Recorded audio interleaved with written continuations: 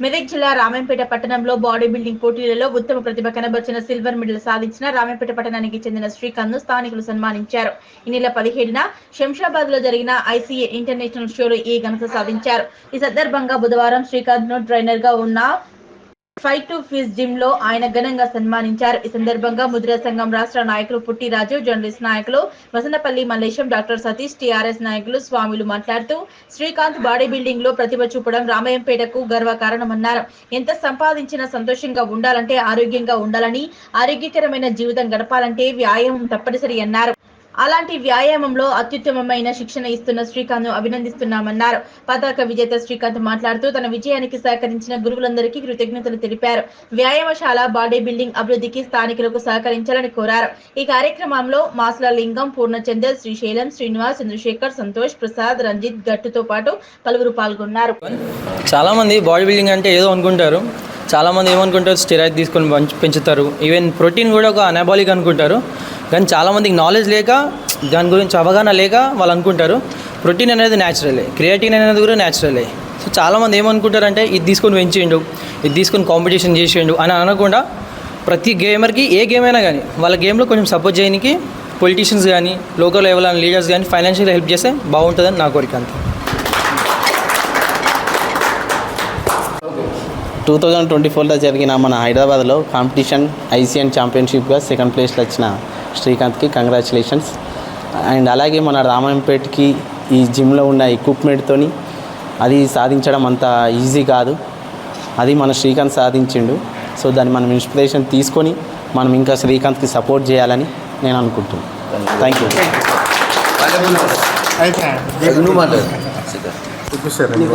అందరికీ good morning. మన రామాయంపేటలో నెలకొల్పినటువంటి gym 5-2 fit ఇక్కడ గత సంవత్సరంన్నర నుంచి ఇక్కడికి మేము రావడం జరుగుతుంది. ఎందుకంటే అధిక బరువు ఉండి మాపైన మాకే విరక్తి కలిగిన సమయంలో ఇక్కడ జిమ్ ఉందని తెలిసిన తర్వాత వెయిట్ లాస్ అవుతామని చెప్పేసి ఇక్కడికి రావడం జరిగింది. ఆ తర్వాత అనతి కాలంలోనే మేము దాదాపుగా ఒక 8 నుంచి 10 కిలోలు వెయిట్ లాస్ కావడం జరిగింది.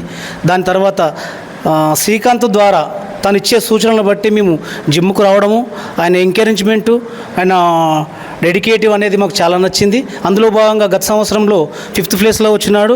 ఈ సంవత్సరం జరిగినటువంటి కాంపిటేటివ్ ఐసీఎన్ కాంపిటేటివ్లో శంషాబాద్లో జరిగినటువంటి కాంపిటేటివ్లో చాలా దేశాలు పాల్గొన్నాయి. దాంట్లో టోటల్గా 670 మంది క్రీడాకారులు పాల్గొంటే దానిలో ఈయన విభాగంలో 12 మందిలో సెకండ్ ప్లేస్, సిల్వర్.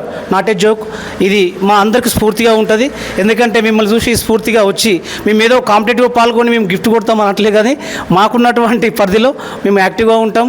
అదేవిధంగా మీ స్ఫూర్తిని, యువతను తీసుకొని ఈ జిమ్ నుంచి, అదేవిధంగా ఈ రామాయంపేట పట్టణం నుంచి ఛాంపియన్స్ తయారని చెప్పేసి కోరుకుంటూ thank you.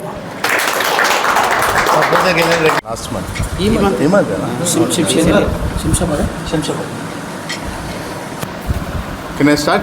Last time Gola 5th place. Last year. Yeah, good morning everyone.